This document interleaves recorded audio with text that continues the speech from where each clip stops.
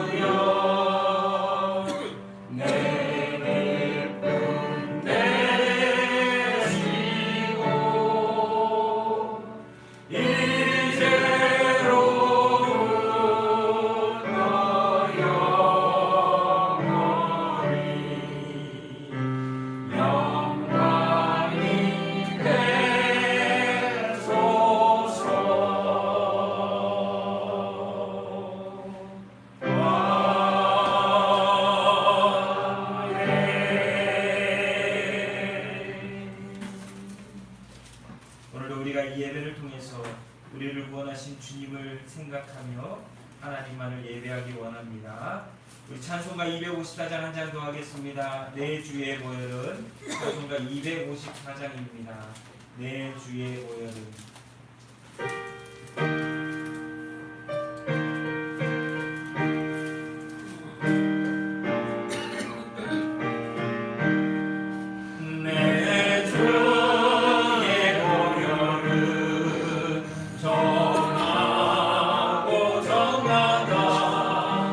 내 죄를 좀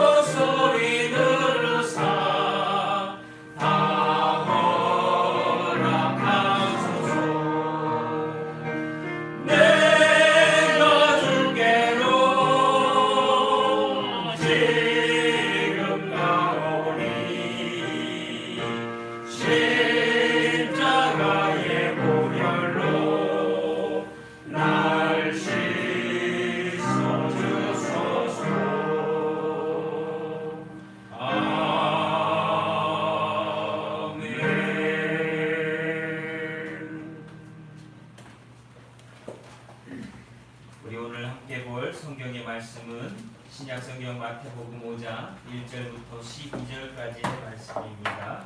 신약성경 마태복음 5장 1절부터 12절, 신약성경 6페이지입니다.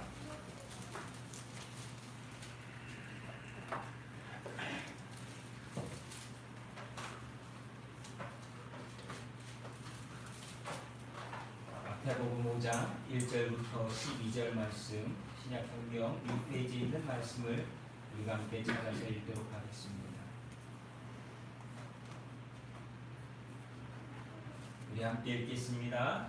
예수께서 우리를 보시고 산에 올라가 앉으시니 제자들이 나아온지라. 이를 가르쳐 이르시되 심령이 가난한 자는 복이 있나니 천국이 그들의 것이며 애통하는 자는 복이 있나니 그들이 위로를 받을 것이며 온유한 자는 복이 있나니 그들이 땅을 기업으로 받을 것이며 의에 즐기고 원하는 자는 복이 있나니 그들이 베풀을 것이며 긍휼히 여기는 자는 복이 있나니 그들이 긍휼히 여김을 받을 것이며 마음이 청결한 자는 복이 있나니 그들이 하나님을 볼 것이며 화평하게 하는 자는 복이 있나니 그들이 하나님의 아들이라 일컬음을 받을 것이며 의를 위하여 박해를 받는 자는 복이 있나니 천국이 그들의 것입니다. 나로 말미암아 너희를 욕하고 박해하고 거짓으로 너희를 부수려 모든 악함을 할 때에는 너희에게 복이 있나니 기뻐하고 즐거워하라. 하늘에서 너희의 상이 크니라. 너희 전에 있던 선지자들도 이와 같이 박해하였느니라. 아멘. 기도하겠습니다. 사랑과 은혜가 많으신 하나님 아버지, 우리를 2000년 전 십자가에서 죽으심으로 죄를 사하여 주시고 구원하여 주시니 감사를 드립니다. 놀라운 은혜 가운데 오늘의 삶 가운데서도 매일 매 순간 동행하시며 구원하여 주시니 감사를 드립니다. 오늘도 우리의 예배하는 이 삶이 하나님께서 주신 그 구원에 감사하며 영광 돌리는 복된 삶이 될 수 있도록 인도하여 주옵소서. 이 나라와 이 민족을 기억하여 주시어서 1945년 8월 15일 민족의 광복을 맞게 하시고 이 민족이 다시 설 수 있는 기회를 주심에 감사를 드립니다. 믿음으로 세워질 수 있도록 은혜 주셨으니 감사를 드립니다. 그렇기에 하나님, 이 나라와 이 민족을 기억하여 주옵시고 매년 이 시간 하나님께서 주신 이 날을 기억하며 생명을 이 땅에 주신 생일과 같이 우리에게 허락하신 이 날을 감사하며 기념할 수 있는 귀한 날이 되도록 도와주시옵소서. 또한 이 나라와 이 민족을 불쌍히 여겨주시길 원합니다.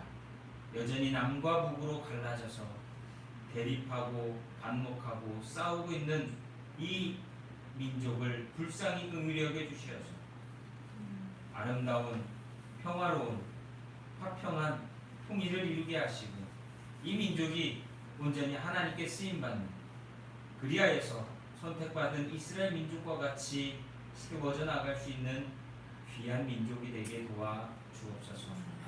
그 일을 위하여 기도하는 자들이 되게 하시고 하나 되어져서 하나님께 날마다 나아갈 수 있는 먼저된 성도들의 삶, 신앙의 본이 될 수 있도록 도와주옵소서.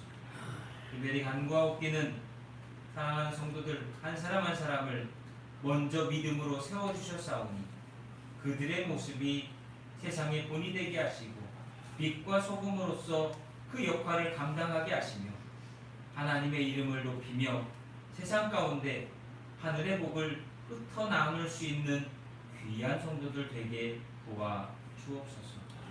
오늘도 그러기 위하여 예배합니다. 우리의 마음이 여전히 세상 가운데서 흔들리지만 그 마음들을 다시 한번 하나님께로 향하여 나아갈 수 있는 기회를 이 거룩한 주님의 날 허락하여 주시니 감사를 드립니다. 말씀을 통하여 세워지게 하시고 새로워지게 하시고 변화되어지게 하셔서 세상의 그 무엇으로도 흔들리지 않고 허락하신 믿음 위에 굳게 서서 하나님께 나아가는 귀한 성도들 되게 하여 주옵소서. 교회들을 세워주시고 기도하게 하셨사오니 이 나라와 이 민족을 위하여 기도할 때에, 하나님께서 주신 사명을 놓고 기도할 때에 그 모든 일들이 하나님의 인도하심을 따라 세워져 나가고 되어지게 하시며 순종하는 믿음 있는 우리 모든 성도들이 되게 하여 주옵소서. 아버지 감사합니다. 오늘도 예배할 때에 우리의 마음이 세상에 있지 아니하고 하나님께 나와 예배하게 하여 주시니 감사를 드립니다. 그러나 안타깝게도 오늘도 함께하지 못하는 성도들이 있습니다. 예배자로서 하나님 앞에 온전히 세워지게 하시고 그 삶의 형편과 처지를 아시오니 예배할 수 있는 환경과 삶을 인도하여 주옵소서. 여건을 만들어 주시옵소서.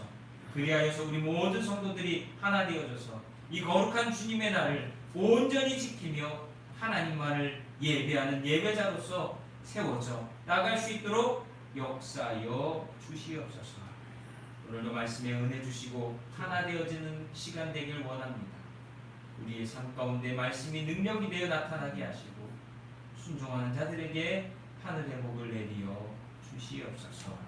오늘도 우리의 모습 가운데 하나님께 나아가기를 소망하오며 우리 구주 예수 그리스도 이름으로 기도하옵나이다. 아멘.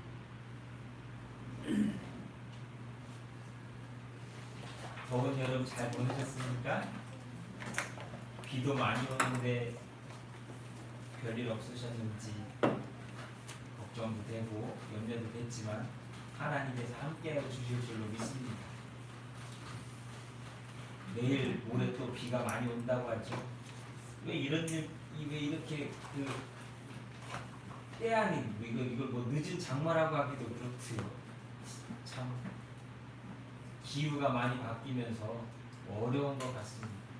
그렇게 우리는 더욱더 지혜롭게 우리에게 허락되어진 이 삶을 잘 헤쳐나가고 이겨나가고 하나님께 날마다 믿음의 모습으로서 우리에게 주어진 이 삶을 잘 감당해 나갈 수 있기를 구하시며 잘 능력 안에서 힘쓸 수 있는 우리 모두가 되기를 간절히 소망합니다. 오늘은 팔복 두 번째 시간, 애통하는 사람이 복이 있다. 애통하는 사람이 복이 있다. 애통하는 사람에 대해서 우리가 함께 오늘 이 마태복음 5장 1절부터 12절의 말씀으로 함께 말씀의 은혜를 나누도록 하겠습니다. 애통은 우리를 초라하게 한다. 우리가 얼마나 작은 사람인지를 일깨워준다. 그러나 바로 그곳이 춤추시는 하나님이 우리를 부르셔서 일어나 첫 스텝을 내딛게 하시는 곳이다. 고난과 가난함과 불편함 속이다.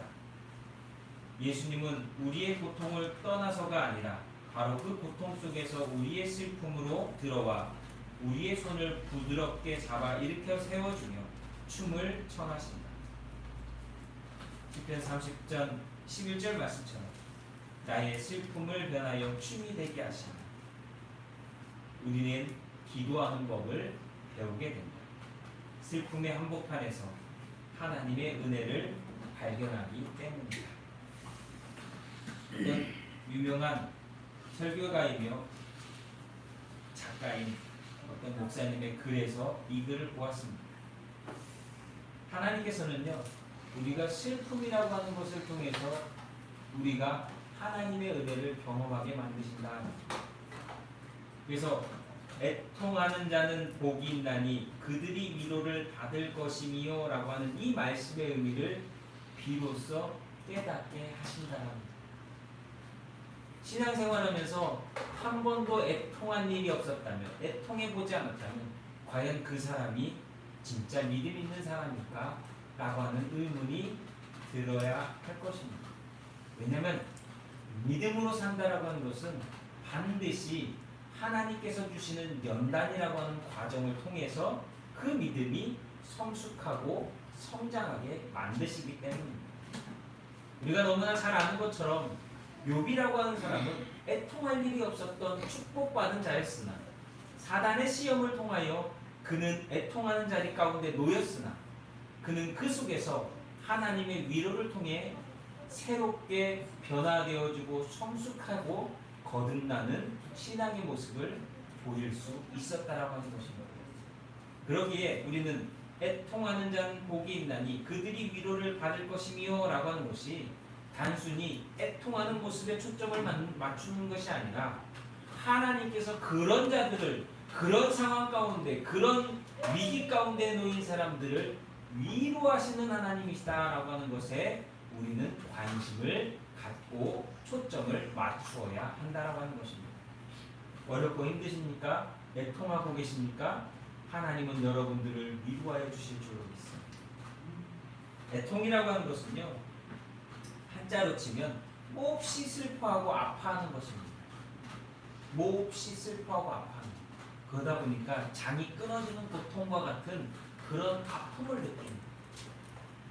인생을 살다 보면 이런 경험을 하시는 분들도 있습니다. 정말 단장, 장이 끊어지는 것 같은, 그렇다고 진짜 장이 끊어진 건 아니죠.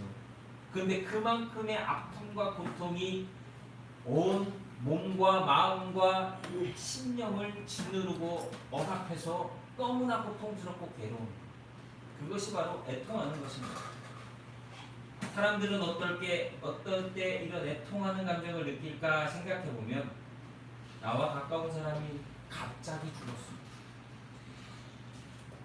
어쩌면 가족들 가운데 정말 안타까운 일로서 갑자기 나를 떠나게, 누군가 생각하지도 못했던 일로 인하여서 모든 것을 잃어버리고 고통 가운데 신음함에 빠지고, 마치 욥이 재산을 잃어버리는 것으로 끝나지 않냐고 자녀들까지 잃어버렸을 때 그 마음, 그리고 심지어 그 몸에 병이 걸려서 너무나 고통스럽고 괴로운 그 순간, 그것이 바로 애통하는 그 순간이라고 할 수 있습니다. 성경에도 보면 창세기 37장에 요셉을 잃은 야곱은 애통합니다. 창세기 50장에는 아버지 야곱이 사별하는 모습을 보고 요셉은 애통합니다. 친구 요나단을 죽음을 통해서 다윗은 너무나 괴롭고 애통합니다. 그리고 장수였던 아브넬의 죽음을 슬퍼하면서 또한 다윗은 애통합니다. 압살롬이 죽고 난 다음에도 다윗은 애통합니다. 심지어는 자기를 그렇게 미워하면서 죽이려 했던 사울 왕이 죽었을 때도 다윗은 애통이 합니다.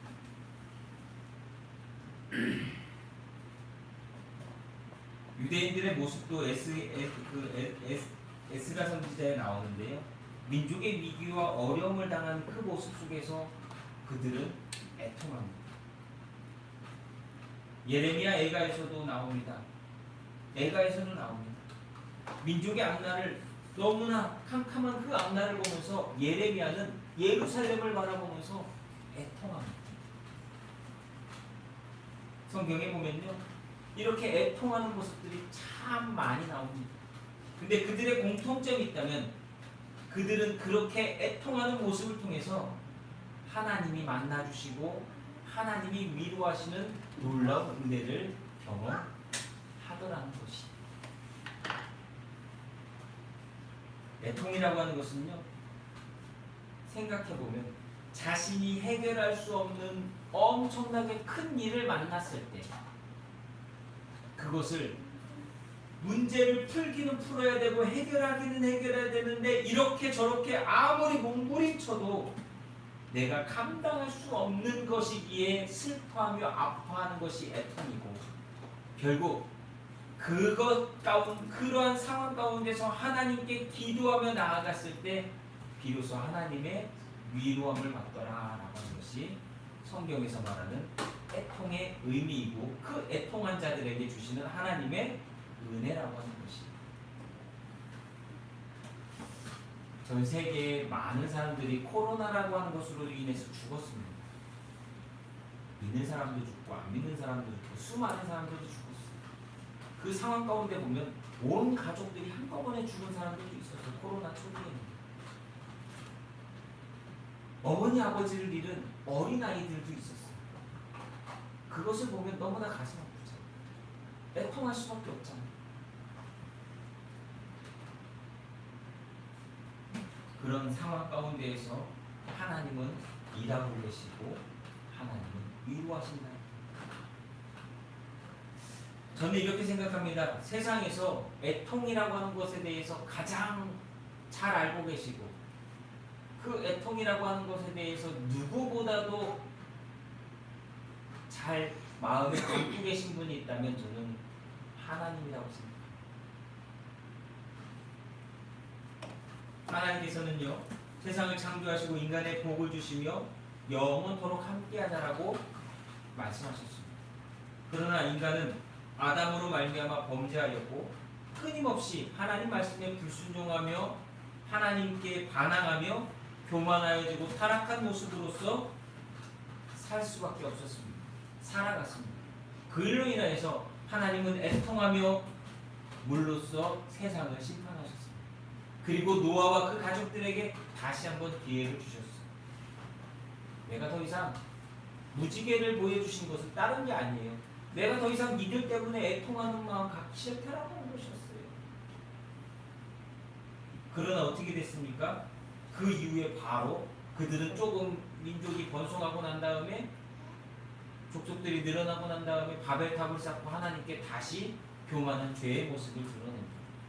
그 일로써 하나님께서는 사람을 벌하시지 않으면 그들을 문제 삼아서 하나님께서 진노하시지 않으면 해결되지 않는다라고 하는 것을 깨달으셨어요.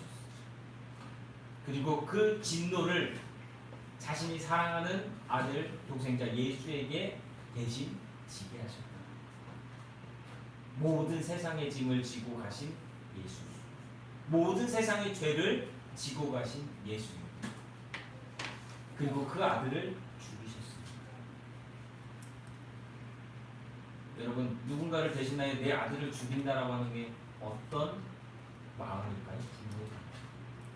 그만큼 애통하는 마음이 있을까요?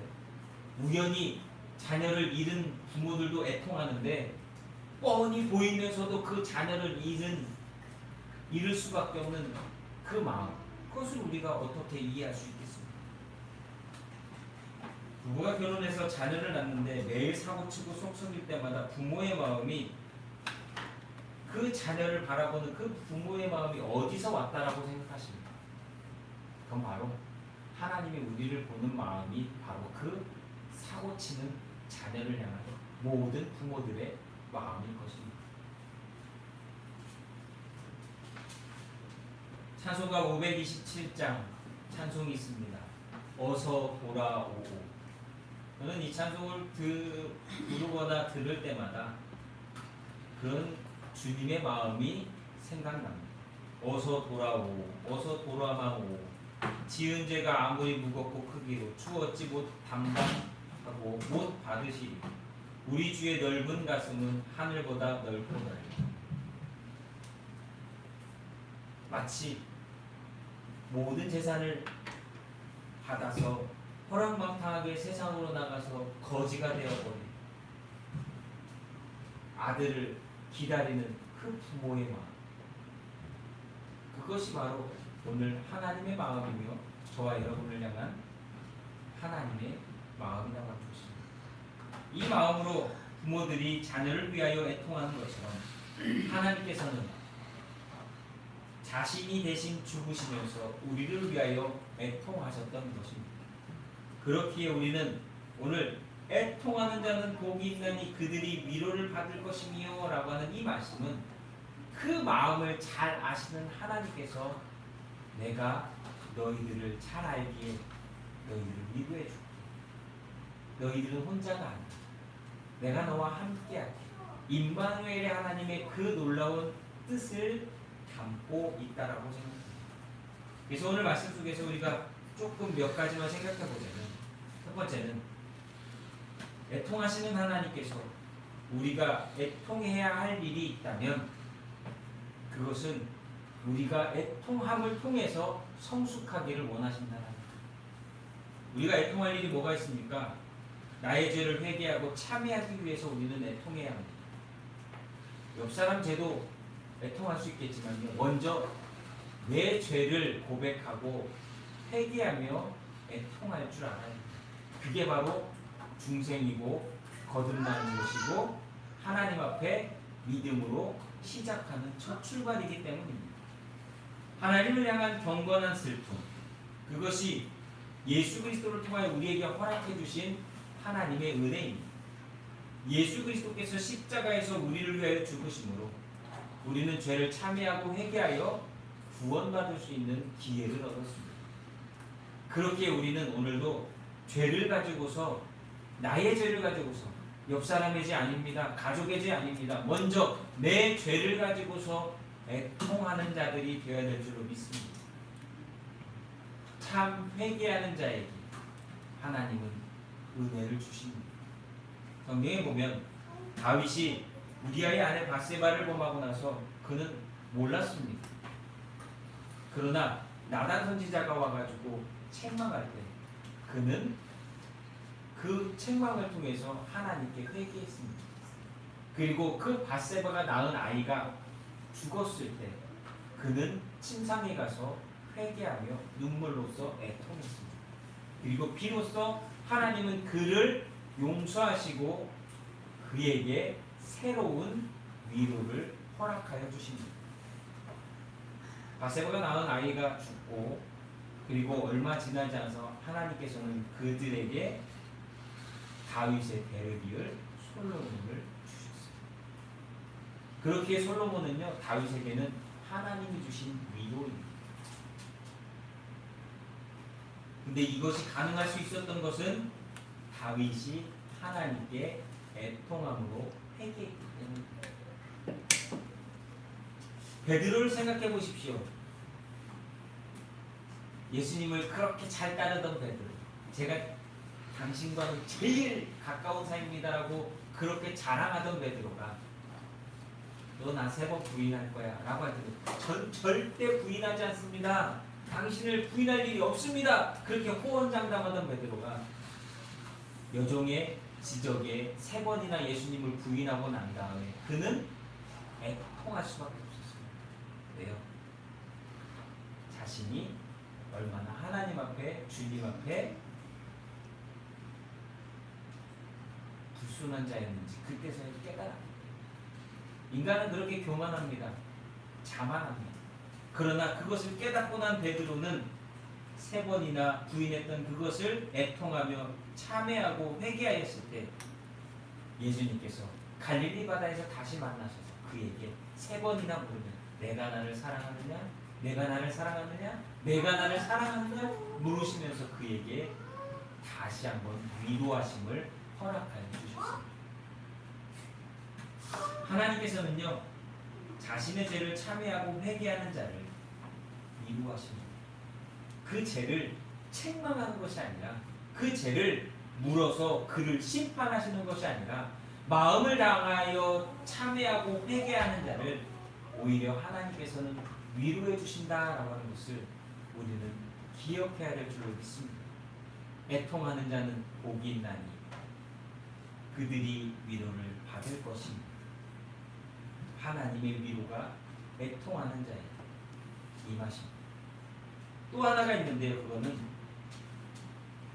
우리의 죄를 회개할 때에, 우리의 죄를 놓고 우리가 애통할 때에 하나님은 이 공동체를 새롭게 하십니다. 저는 이 나라와 이 민족이, 특별히 한국교회가 이제는 애통할 때라고 생각합니다. 지금까지는 우리의 모든 삶들이 하나님의 은혜였으며 축복이었습니다. 마치 서두에 말했던 욥의 집안과 같이 부하고 자녀가 번성하고 모든 것들을 가진 것 같았던 그 모습이 한국교회의 지난 모습이었습니다. 그러나 이제는 한국교회가 돌이켜야 될, 애통해야 될 욥의 모습과 닮아 있다라고 생각합니다. 그래야 하나님의 위로를 받습니다. 변화와 갱신이라고 하는 그 모습을 통해서 한국교회가 바뀌어야 되는데, 그 모습은 내가 잘났어, 우리 교회가 이만큼 큽니다, 여러분 내 말을 믿고 나를 따르시오가 아니라 참여하며 회개하며 하나님께 애통하는 시간을 가져야 될 때라고 생각합니다.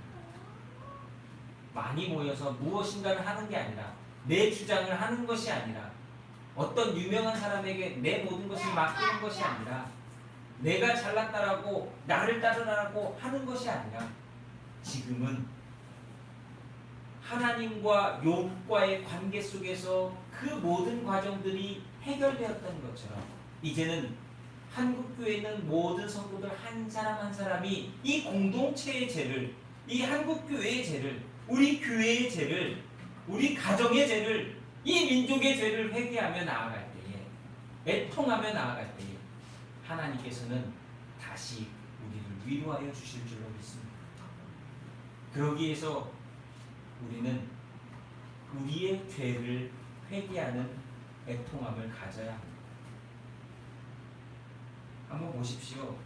출애굽하는 동안에 아간이라고 하는 한 사람이 범죄하는 것으로 인하여서 하나님께서는 아이성의 전투에서 그들을 패하게 하셨습니다. 그 패한 그 모습이 왜 그런가를 봤더니 아간이 하나님께 범죄하였기 때문입니다. 그러면 아간만 죽이고 아간만 처벌하면 되는 건 줄 알았는데 하나님께서는 그렇게 하지 않으시고 그 이스라엘 민족 자체가 그 아간의 죄를 놓고 함께 회개하며 나아갔을 때 그들이 졌던 아이성을 다시 무너뜨리고 이길 수 있도록, 그 싸움을 이길 수 있도록 도우셨다라는 거예요. 제사장과 수많은 백성들이 우상을 섬기며 타락한 것을 알게 된 예레미야는요, 그 민족의 죄를 회개하며 나아갔을 때, 애통하며 나아갔을 때 하나님께서는 예레미야와 그와 같이 믿음으로 살았던 많은 사람들을 돌보셨어요. 그리고 그 예레미야에게 네 민족이 끝난 게 아니야. 다시 돌아와서 내 예배하는 그 날을 허락하시겠다라고 하는 약속을 하십니다. 그게 바로 예레미야가 애통하며 울던 이스라엘, 그 예루살렘을 바라보면서 울던 예레미야에게 허락하신 하나님의 위로였고 이스라엘에게 허락하셨던 위로였다라고 하는 것이에요. 하나님의 마음으로 그래서 우리는 세상을 바라보고 회개해야 합니다. 이 민족, 이 나라, 그리고 더 넓게는 이 지구상에 있는 모든 인류를 위해서 우리는 함께 회개해야 합니다. 여러분 왜 회개해야 되는지 아십니까? 점점 퍼져나가는 물결들을 보십시오.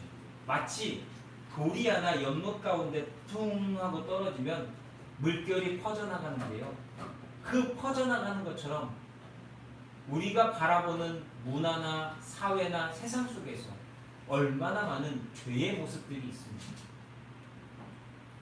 가장 쉬운 게 성소수자라고 얘기하는 그 동성애자들 모습들 보십시오. 성경에 왜 소돔과 고모라가 망했습니까? 왜 심판을 받았습니까? 왜 노아의 방주 그때에 하나님께서는 그들을 물로밖에 심판하실 수 없었습니다. 성경에 보면 많은 부분들 가운데 왜 하나님이 진노하시며 그들을 피조물의 모습에서 벗어나 타락한 그들을 심판하셨는지 우리는 돌이켜 보아야 합니다. 그런데 점점 그러한 부분에 있어서 사람들은 그것을 무난하고 개인적 성적인 취향이라고 이야기하는 타락함에 빠져버렸습니다. 전 세계 많은 지도자들 가운데 그런 사람들이 지도자로서 세워지고 그들이 그들의 문화 가운데 많은 영향력을 펼치기 시작합니다. 여러분 이건 심각한 겁니다. 이러다가는요 우스갯소리지만 홍길동을 홍길동이라 부르면 잡혀가는 세상이 되어버리는 것이고요.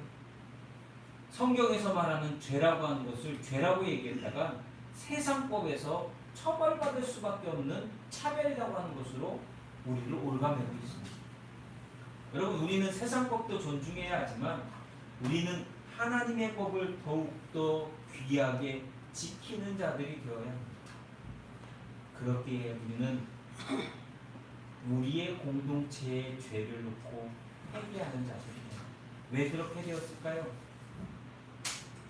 요즘 안타까운 것은요, 아이들이 참 똑똑합니다. 잘났습니다. 잘 먹이고 잘 키워서요, 키도 크고 참 옛날로 치면 다 장원급제할 아이들로 자녀들로 키워놨습니다. 한 1980년도 쪽만 되면 다 미스터 코리아감이고 미스 코리아감으로 다들 자녀들을 잘 키워놨어요. 똑똑하고 외모도 이쁘고 잘생기고 훌륭하게 참 부모들이 키워놨어요. 그런데요, 한 가지 흠이 있습니다. 인성교육은 빵점이에요. 빵점. 감성교육은요, 잘 되어 있지 않아요. 옆에서 사람이 죽어도요, 그것을 핸드폰으로 찍으면서 인스타에다 올리는 게, 그래서 자기 좋아요 구독자 늘리는 게 더 우선시되는 인생이 되거든요. 창피한 노릇 아닙니까? 어디 여기에 미래가 있다라고 말할 수 있습니까? 그들이 공동체라고 하는 걸 인정하겠습니까? 가족도 인정하지 않고. 여러분, 우리는 우리 공동체의 죄 또한 회개하며 애통할 줄 아는 자들이 되어야 해요. 그래서 우리는 하나님께서는 우리가 애통하기를 원하시는 건 아니지만 우리의 이 모든 것들을 애통하라고 말씀하고 있는 것입니다. 그리고 그러한 애통함을 할 때에 하나님께서는 그 애통하는 자들을 통해서 위로를 주시는 줄로 믿습니다. 두 번째는 하나님께 우리가 받게 되는 위로가 있는데 그것이 무엇일까 생각해 보면요. 첫 번째는 시간적인 위로를 해주십니다. 매 순간, 매 상황 가운데서 믿는 자들의 애통하는 자들을 위로하시고 역사하시고 돌보시고 인도하여 주십니다. 여러분들 혼자 살아가고 계신 게 아니에요.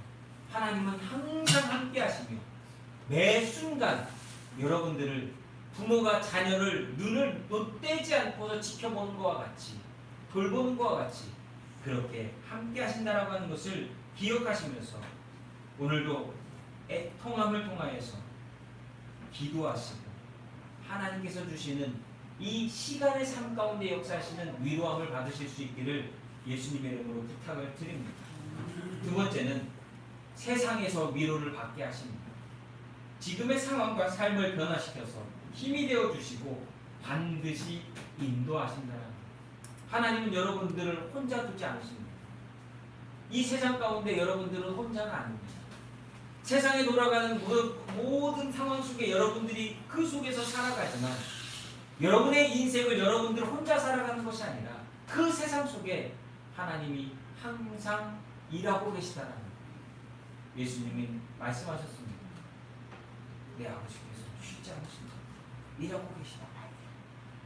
내가 잘 때도 졸지도 주무시지도 않는다라고 말씀하셨습니다. 왜냐? 우리의 생각으로는 그게 어떻게 가능하냐라고 말할 수 있지만 하나님은요, 따라합시다. 전지전능, 무소부재. 예, 하나님의 능력은 전지전능이시고 무소부재이십니다. 그래서 어느 상황, 어느 순간, 어느 때든지 내가 생각하기에는 불가능해 보이는 일도 하나님은 하실 수 있고 하시고 일하고 계신다는 것. 그거를 우리는 믿어야 될 줄로 믿습니다. 하나님 나와 지금 함께 하시겠어? 하나님 이 문제를 풀어주실 수 있겠어? 하나님 이 상황 가운데서 우리를 도와주실 수 있겠어? 그건 내 생각이라는 거예요. 내가 그 상황을 놓고 그 문제를 놓고 그 환경을 놓고 기도할 때에 애통할 때에 하나님은 반드시 위로하여 주시는 줄로 믿습니다. 우리 잘 부르는 찬양 중에 누군가 널 위해 기도하네라고 하는 복음성가 찬양이 있잖아요. 거기에 가사에 보면 내가 홀로 외로워서 마음이 무너질 때 누군가 날 위해 기도하네 라고 하는 이 가사가 있지 않습니까? 그 가사의 고백처럼 누군가 날 위해 일하고 계신데 그분이 하나님이신 줄로 믿으시기를 예수님으로 축복합니다. 세 번째는요, 하나님의 나라를 위로함으로 받습니다. 우리의 애통함의 목적은요, 내 죄를 회개하고 돌이켜 우리의 죄를 회개하고 돌이켜 하나님의 나라를 유업으로 받는 것입니다. 이 세상의 삶은 짧습니다. 길어야 80년, 100년 넘지 못합니다.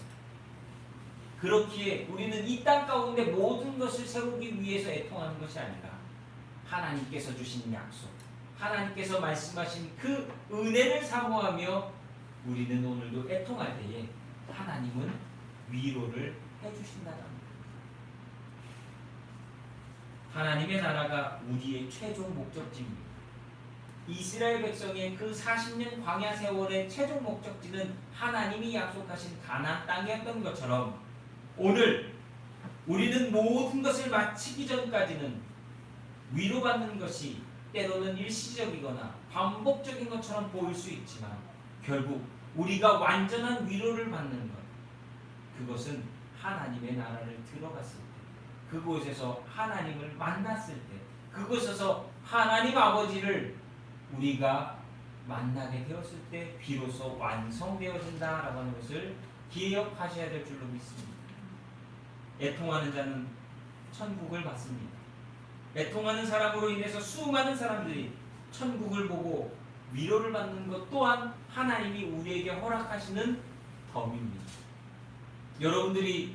여러분들을 놓고 공동체를 놓고 기도할 때에 하나님께서 나만 축복하시는 것이 아니라 나를 통해서 우리의 가정을, 우리의 공동체를, 내 삶 가운데 나에게 허락해 주신 그들을 축복하시는 그 모습이 그래서 내게 또 다른 위로가 된다라고 하는 것입니다. 여러분, 누군가를 위해 기도해 보셨습니까? 누군가를 위해서 애통해 보셨습니까?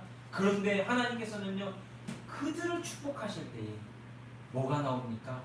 아멘이 나오고 감사가 나오지 않습니까? 그것이 하나님이 우리에게 주시는 위로라고 하는 것입니다. 내가 네 기도를 응답했다라고 하는 것이죠. 오늘 사랑하는 성도들이 애통하며 흘리는 그 눈물이 결코 헛되지 않다라고 하는 것, 나를 위해서도 우리를 위해서도 헛되지 않다라고 하는 것을 기억하시며 눈물과 애통함으로 이 땅 가운데에서 하나님의 위로를 받는 저와 여러분이 될 수 있기를 예수님의 이름으로 축복합니다. 이 눈물과 애통함이라고 하는 것, 이 간절하게 하나님께 눈물을 흘리며 기도하는 이거는요, 이 땅 가운데에서만 하실 수 있는 거예요. 하나님의 나라에 들어가시면요, 요한계시록에 나오는 것처럼 애통하는 자도 없고 눈물 흘리는 자도 없고 아픈 자도 없습니다. 이 땅에서만 하실 수 있는, 잠깐 하실 수 있는 거예요. 왜 잠깐이라고 했느냐? 우리에게는 길은 인생이지만 하나님의 역사 가운데서는 아주 찰나와 같은 시간이 지나가기 때문입니다. 이 잠깐 동안에 하실 수 있는 이 일로 인해서 여러분들이 하나님께 복을 받고 여러분들이 하나님의 위로를 받는다면 그것은 우리가 해야 될 일인 줄로 믿습니다. 그러기에 오늘도 애통하는 삶을 통해서 천국의 위로를 받을 수 있는 저와 여러분이 될 수 있기를 간절히 소망합니다. 오늘이 남북평화통일 공동기도주일이고 8월 15일은 광복절이기에 광복절 기념주일이라고 합니다. 또한 한편으로는 북한 선교주일이라고도 합니다. 여러분, 우리가 여전히 분단되어 있는 이 나라 속에서 이 나라와 이 민족을 위해 눈물을 흘리며 기도하는 저와 여러분, 그래서 남과 북이, 동과 서가 반목하지 않고 하나 되어져서 정말 이 나라와 이 민족이 하나님께서 왜 복 주시고 왜 우리를 통해서 이 복음의 불꽃을 세상 가운데 뿜어내게 하시는지 다시 한번 생각해 볼 수 있는 귀한 주일이 되었으면 좋겠습니다. 예전에는 미국이 세계에서 가장 많은 선교사를 해외에 보내서 복음을 전하는 나라였습니다. 그러나 지금은 한국이 가장 많은 선교사들을 곳곳에 파송하고 복음을 전하는 민족입니다. 중국에 많은 선교사들이 나가 있고 그 일로 인해서 그들이 변화되었다고는 하지만 그들의 형편과 처지는 아직 한국과 닮지는 못했습니다. 그러나 이 시점에 우리가 기억해야 될 것이 있다면 하나님께서 왜 이 민족에게 그러한 일을 시키고 계십니까? 요한계시록 21장 22장에 보면 천국에 대해서 잘 나와 있습니다. 천국은 거룩하고 행복한 곳으로서 죽음도 눈물도 슬픔도 울음도 고통도 없는 곳이라고 계시록 21장 14절에 21장 4절에 나옵니다. 그렇기에 천국은 누구나 얻을 수 없고 오직 예수 그리스도의 은혜로 말미암아 애통하는 자가 받는 완전한 위로인데요. 그 위로를 우리만 받을 것이 아니라 전 세계 많은 곳에 보면 정말 말도 안 되는, 상식적으로 우리가 보는 눈으로는 이해되지 않는 얼토당토하는 일들이 수없이 많은 곳에서 벌어지고 있는, 그런 것들을 보면서 아파하는 자들이 그곳에 나가서 선교를 하고 있고, 그곳에 나가서 그들을 위로하고 있고, 그곳에 나가서 복음을 전하며 함께하고 있다라는 것입니다. 마침 며칠 전에 우리 말레이시아에 나가 있는 우리 후배 목사인 이상민 선교사로부터 이렇게 카카오톡 한 통의 편지가 왔습니다. 그 카카오톡을 보고 나니까 마음이 좀 그랬어요. 하루는 이상민 선교사가 교회에 친방 나갔다 딱 돌아왔대요.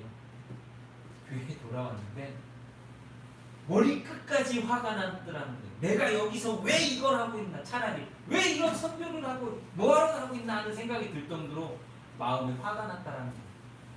그래서 내용을 쭉 읽어보니까 그 고백이 뭐였냐면, 생활이 어려우니까 그 교회 앞에 있는 수도꼭지하고 수도 계량기를 뜯어가가지고 도둑질을 해가가지고 물이 펑펑 터져서 수도가 지금 괄괄괄 새고 있더라는 거예요.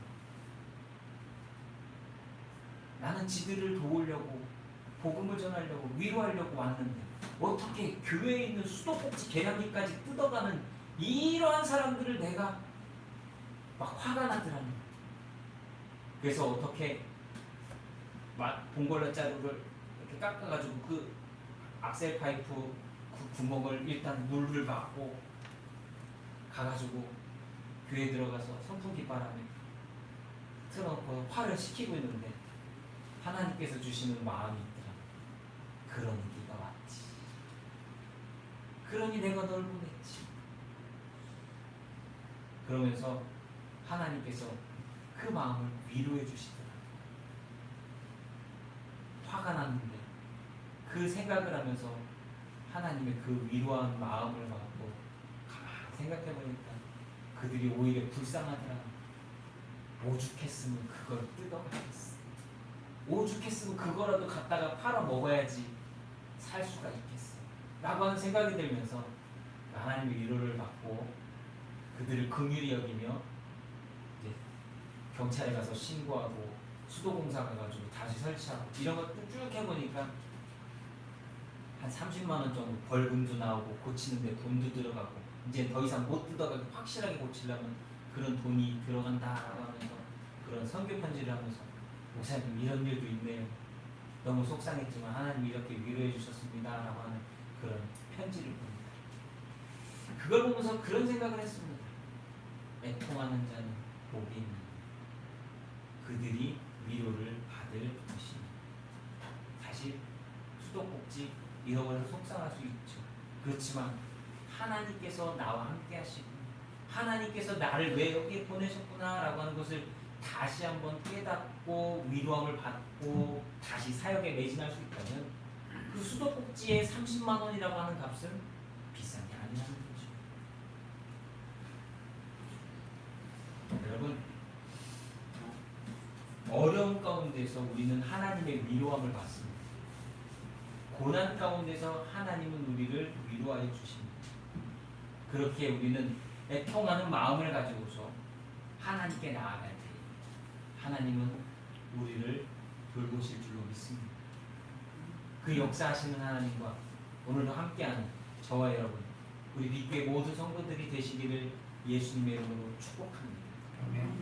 저는 소망합니다. 사랑하는 모든 성도들이 여러분들이 살아가는 그 삶의 자리에서 눈물을 흘리며 기도할 때에 반드시 하나님께서 위로해 주실 것을 믿고 축복합니다.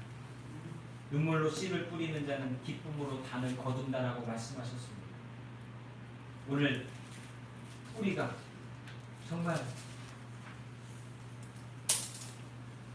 슬픔이 변하여 내게 춤이 되게 하시는 하나님을 매일의 삶 속에서 경험하실 수 있게 예수님의 이름으로 축복합니다.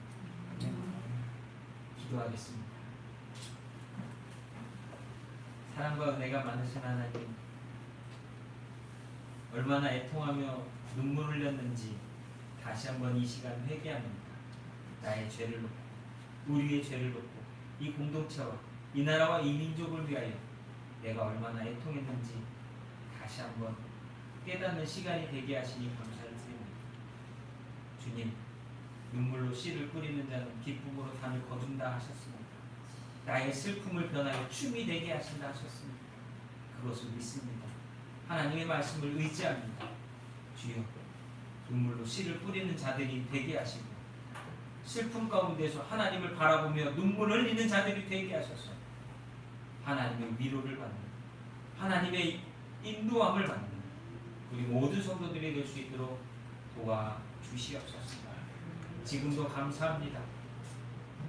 부족하지만, 연약하지만 지금까지 우리 한 사람 한 사람을 인도하여 주시며 다른 길로 가지 않고 위로하여 주시니 감사를 드립니다. 오늘도 우리의 삶 가운데 지금껏 인도해 주신 그 하나님을 예배하오니 이 예배를 통하여서 하나님 영광 받으시고 드려지는 그 모든 것들이 하나님의 기쁨 되도록 우리의 삶을 붙들어 주시옵소서. 오늘도 예배하는 우리를 통해서 역사하실 하나님, 영광 받으실 하나님을 기대합니다. 그리고 우리에게 천국의 소망을 갖게 하셨사오니 장차 마지막 그날 하나님 앞에서 우리가 감사로서 기뻐할 수 있는 그날을 맞이하는 모든 성도들이 되게 도와주시옵소서. 그리고 주 예수 그리스도 이름으로 기도하옵나이다. 우리 찬송가 486장입니다. 찬송가 486장.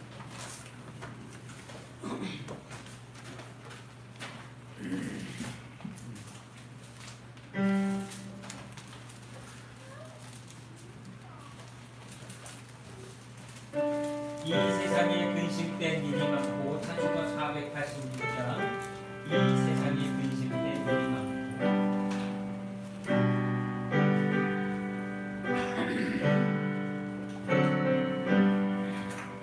이 세상에 근심된 일이 많고 참 평안을 몰랐구나. 내 주의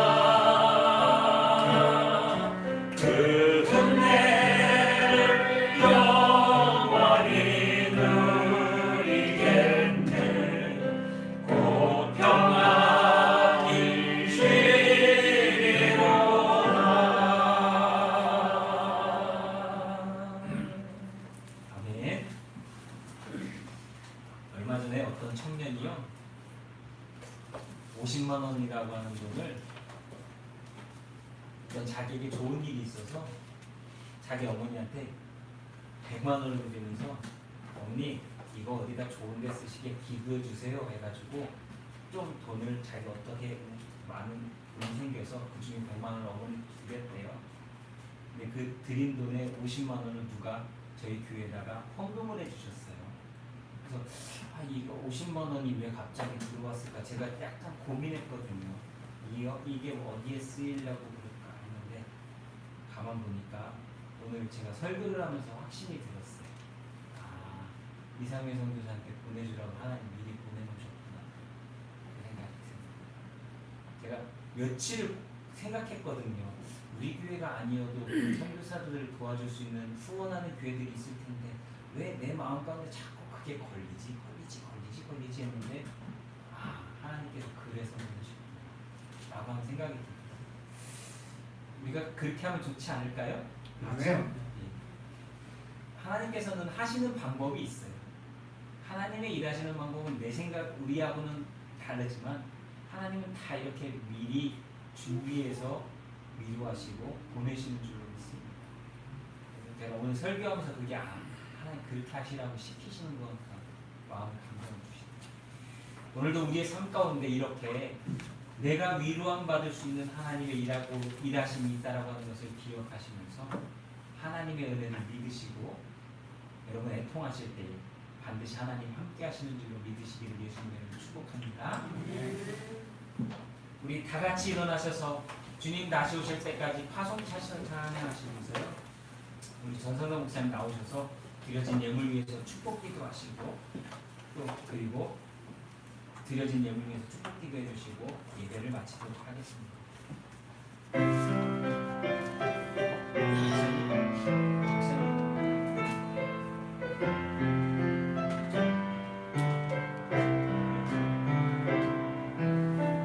주님 다시 오실 때까지 나는 이 길을 가리라.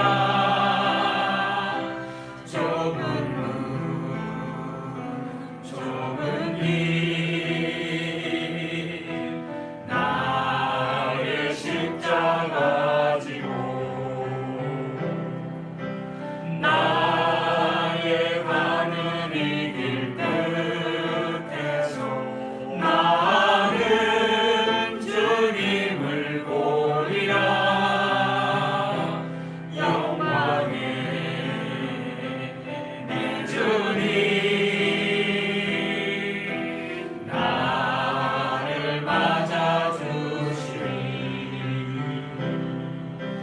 주님 다시 오실 때까지 나는 일어나 달려가리라. 주의 영광 온 땅 덮을 때 나는 일어나 노래하리. 내 사모하는 주님 온 세상 구주시라. 내 사모하는 주님 영광의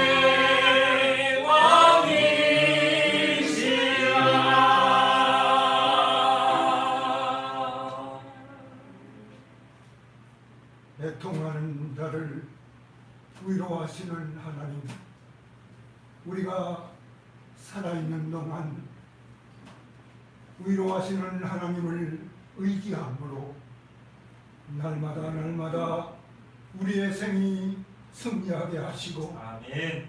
하나님을 믿는 믿음이 더하게 하시고 아멘. 내가 가는 길이 주님의 길이 되게 하여 주시옵소서. 아멘. 특별히 우리는 부족하오나 당신의 넉넉하신 것을 의지하고 위로하며 또한 우리는 허물이 많사오나 당신의 넓으신 사랑으로 우리를 감싸셔 위로함을 받게 하시고 내가 죄가 많사오나 하나님의 사랑이 극진하심으로 말미암아 죄 가운데서 구원받게 하심을 믿고 위로함을 받게 하여 주시옵소서.